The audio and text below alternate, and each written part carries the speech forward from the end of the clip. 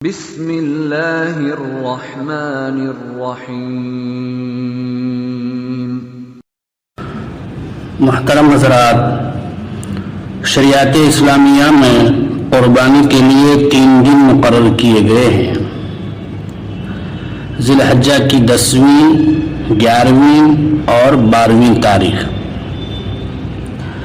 ان تاریخوں سے پہلے بھی قربانی درست نہیں ہوگی، ان کے بعد بھی قربانی درست نہیں ہوگی۔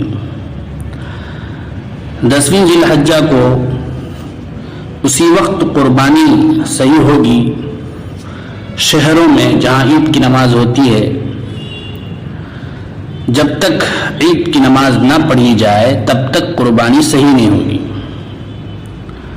لیکن پورے شہر میں کسی بھی جگہ عید کی نماز ہو جائے، چاہے عیدگاہ میں ہو چاہے کسی مسجد میں، تو پھر قربانی صحیح ہو جائے گی، اگرچہ قربانی کرنے والا خود ابھی تک نماز نہ پڑھا ہو۔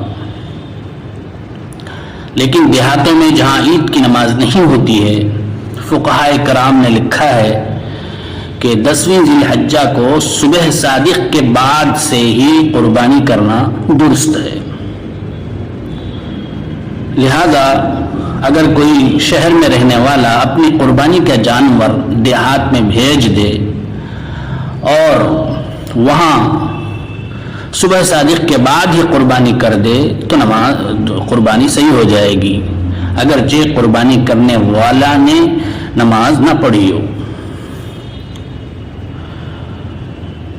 فقہاء نے لکھا ہے کہ رات میں چونکہ رگوں کے نہ کٹنے کا اندیشہ ہے، اس لیے قربانی کرنے کو رات کے وقت میں مکروہ لکھا ہے، لیکن اگر کسی جگہ روشنی کا اچھا انتظام ہو جس کی وجہ سے کوئی رگ کے رہ جانے کا اندیشہ نہ ہو تو پھر بلا کراہت رات میں بھی قربانی جائز ہو جائے گی۔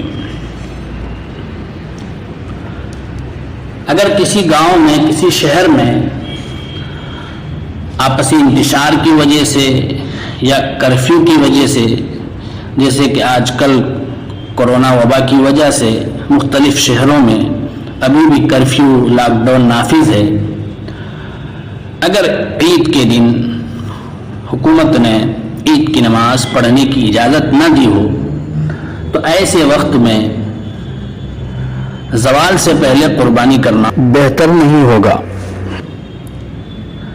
لیکن اگر کوئی شخص زوال سے پہلے قربانی کر لے تو حضرت مفتی سلمان صاحب منصور پوری دامت برکاتہم نے لکھا ہے کہ پسندیدہ قول کے مطابق اس کی قربانی درست ہو جائے گی۔ اگر کسی وجہ سے 10 ذی الحجہ کو عید کی نماز نہ پڑھی گئی ہو، 11 ذی الحجہ کو پڑھی جا رہی ہو، تو فقہاء نے لکھا ہے کہ اب نماز کا ہونا ضروری نہیں ہے قربانی کرنے کے لیے۔ نماز سے پہلے بھی اگر قربانی کر لے 11ویں ذی الحجہ کو تو پھر قربانی صحیح ہو جائے گی۔